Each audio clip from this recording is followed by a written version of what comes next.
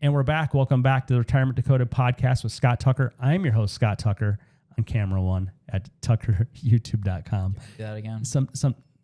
No, it's fine. All right. Max is like, do you want to start over? We have these voice activated cameras, and they have a mind of their own. They may be haunted. We're not quite sure.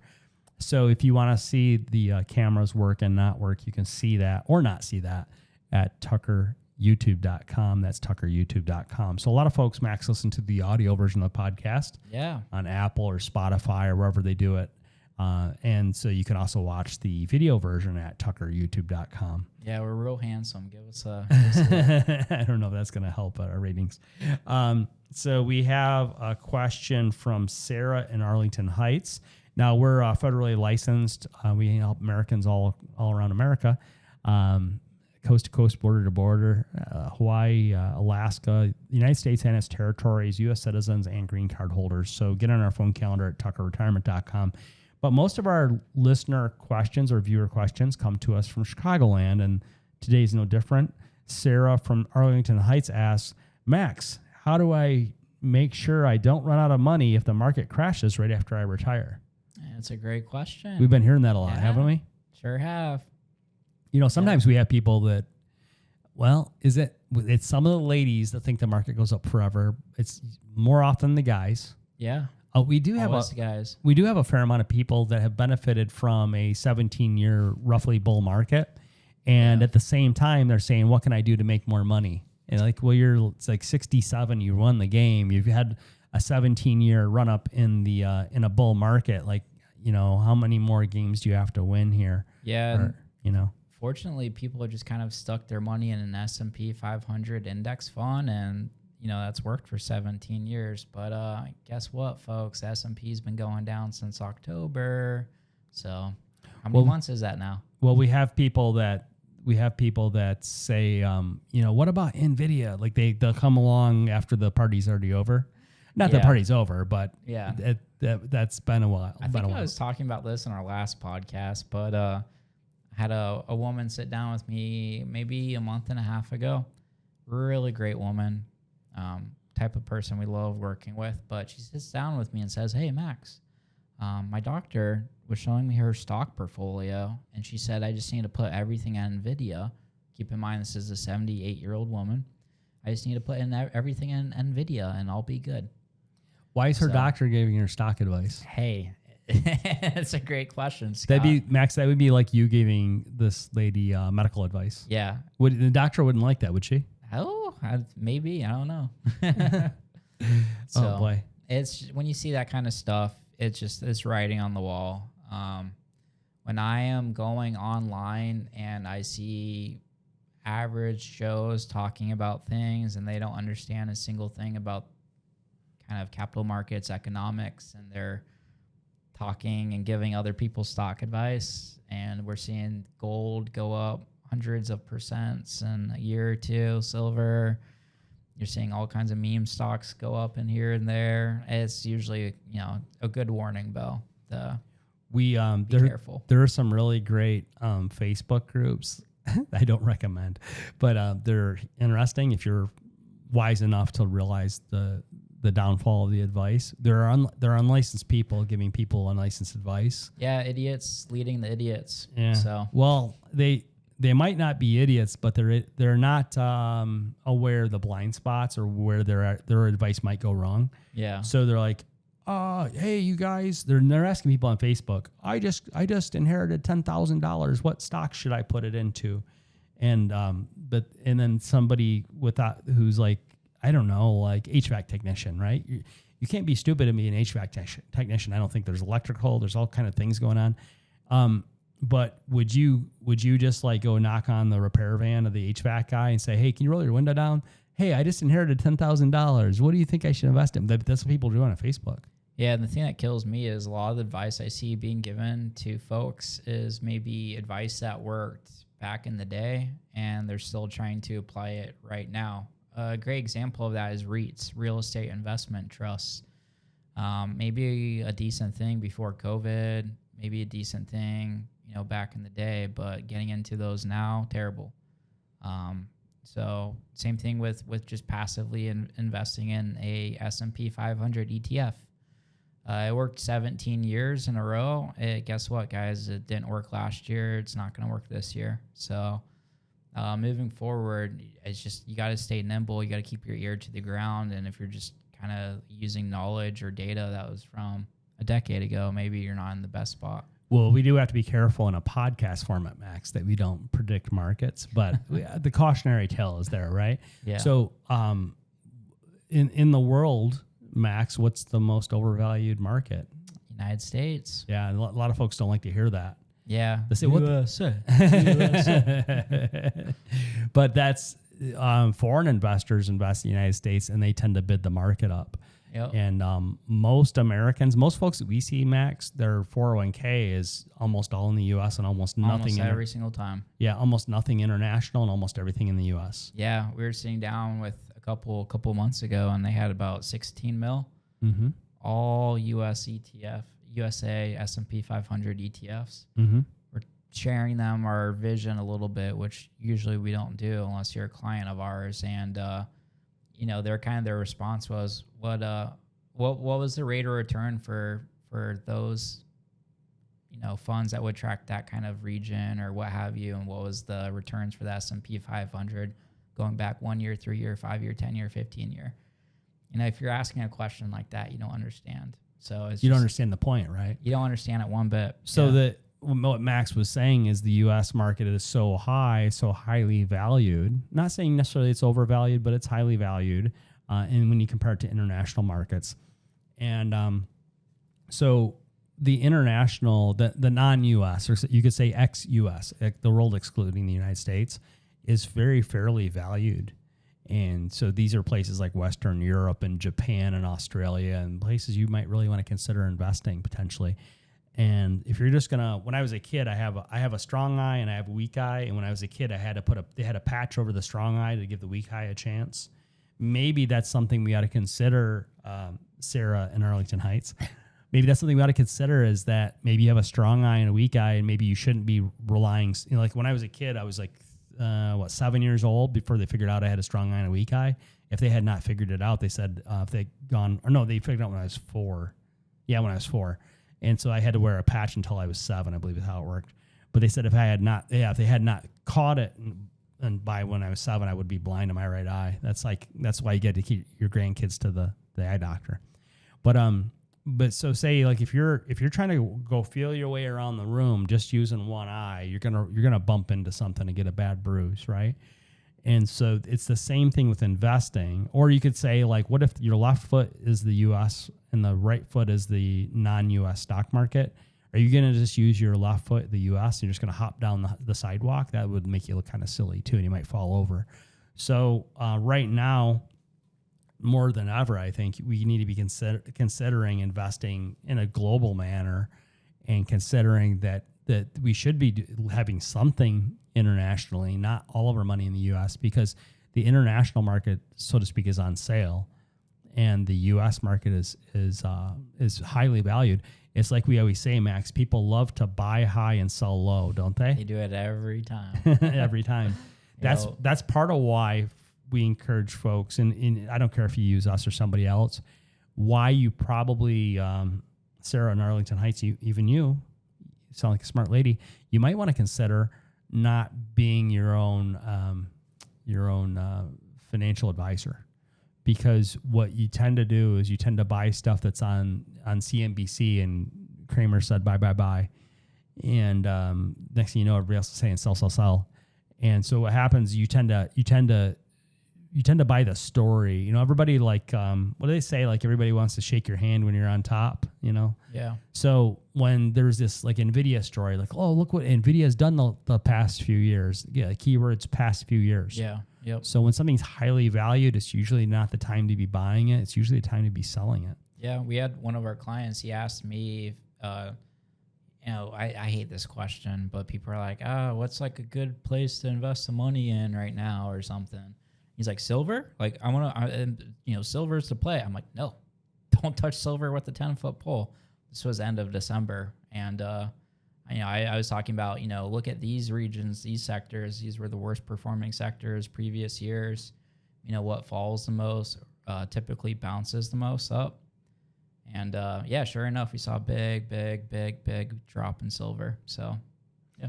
Well, there's a lot there too, where folks will say, well, it's, whatever precious metal has been up, and then they miss the fact that they missed the party. In most cases, and it's likely to flatten or probably fall in most cases. Folks also miss, there's all these commercials on the radio, put gold in your IRA, put precious metals in your IRA and all this. And like the gold in your IRA people, they don't tell you until you call that you have to pay a commission to buy the gold. You have to take delivery of the physical gold, or you have to pay for them to store the physical gold. Then you have to pay a commission to sell the physical gold. You get undercut big. You're losing every which way. Yeah, it's... We have had folks come to the office in Chicago here, northwest side of the city, and we've had folks come to the office and they'll say, okay, yep, and then I got 20 grand in the gun safe in gold, and I'm like, you're secret safe with me, but we have your address. And you told us that it's in your gun safe. And there's $20,000 of it, and I know Natalie and I have a gun safe too. But they are not crack proof. There's not it's not that nobody can break into them. And I was thinking about that, like 20,000, and I guess 20,000 isn't that much money. And then that's another thing. Somebody comes to see us, and we have folks come to see us regularly, like 1 million, 2 million, 3 million, and much more than that. But say a lot of our meat and potatoes are folks that come see us with $1 to $3 million saved for retirement, excluding real estate. If you got $3 million saved for retirement, excluding real estate, what does 20 grand in your gun safe do for you? I don't know. And then an ounce of gold, you can't even buy gas with it or groceries because it's too much money. Yeah, it's like people who have $500 in some kind of random cryptocurrency. So, yeah, that is. I used to joke with a friend of mine and say, where do you store your crypto in case, what if the power grid goes down, Because a lot of people are like zombie apocalypse. These crypto wallets are so insecure too. I mean, you're hearing stories of people their wallets getting hacked, and if you can get into the wallet, you can take every single penny out of there and send it to your own wallet. It's all gone in a second. It's untraceable. Oh, they can trace it. It's just you can't get it back. So. Well, the one thing about it, you have to remember the password. How many people have you seen in the news where they forgot their password? Yeah, or they wrote it down. Some person finds it, and guess what? They can get in your wallet easy if they found that catchphrase. So it's Well, imagine I have a friend of mine. He's got millions in crypto. He got more for political reasons after like 2008 when Bitcoin was nothing. He bought like $10 of Bitcoin, and then I can't remember last time he told me it was like $6 or $7 million worth, whatever it was. And he goes, but he had it in a wallet, right? I got it in my Bitcoin wallet.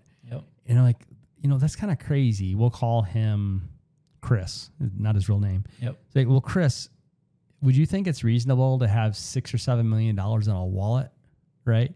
Because there's nowadays there's a little bit more sophisticated ways you could store it, but really still, would you think that you should just have $6 or $7 million in a wallet?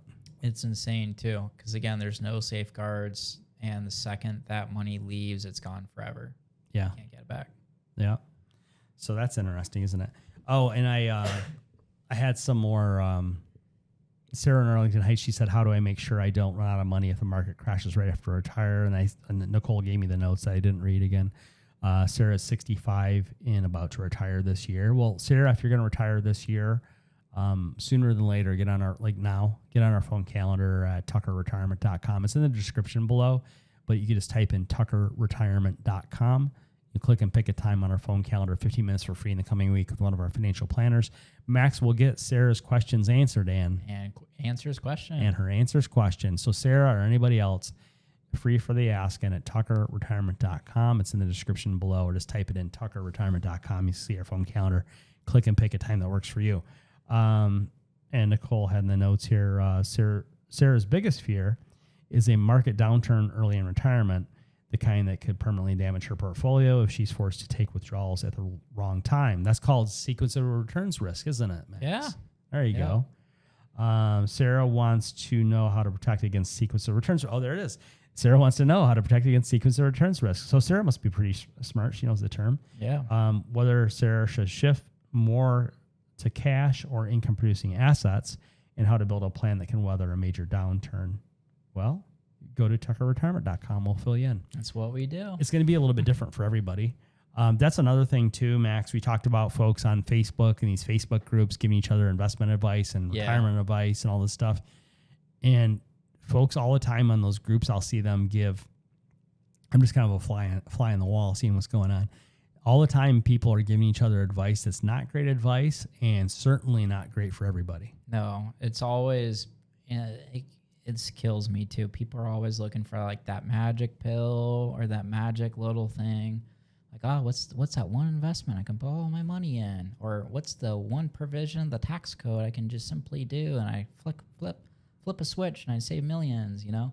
Well, there's that. I was going to say that earlier. We talked about the magic investment that folks are always asking about. And the biggest thing, and I think if you're listening to this podcast, you're usually sharper than most, and you probably already get this. One of the most important things is the rate of savings. And so it's always somebody who's not saving enough that asks us for a hot stock tip, it seems. Or it's always the folks that ask us about putting $500 in their health savings account. That's usually the same person that's not even putting money into their 401k, or they're not maxing out the match, or they're not maxing out the contributions, or they're not, I hate to be the budgeting guy, but they're not thinking about, so I'm not a big budgeter, but if you're not saving enough for retirement, you probably ought to sharpen your pencil a little bit about where there might be some leaky, you might have a leaky bucket. You know, there's folks that spend $500 a week on restaurants, you know, and so that's $2,000 a month.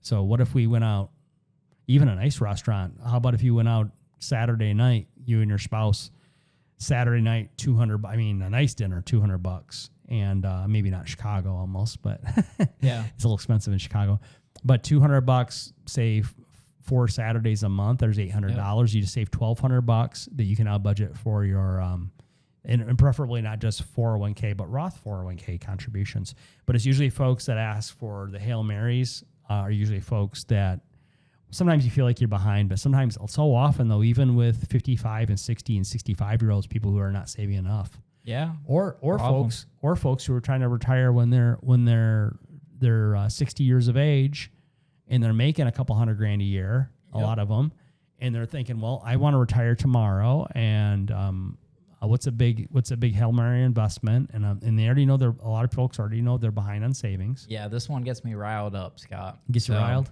Yeah, it does. I mean, we see this all the time. And it's like you said, it's the people who are usually not in the best situation. Maybe there's some tinkering around and stuff they need to do. And when they sit down with us, they're always trying to do these mental gymnastics a little bit to try to rationalize how their situation is going to work. I'm going to die at this year.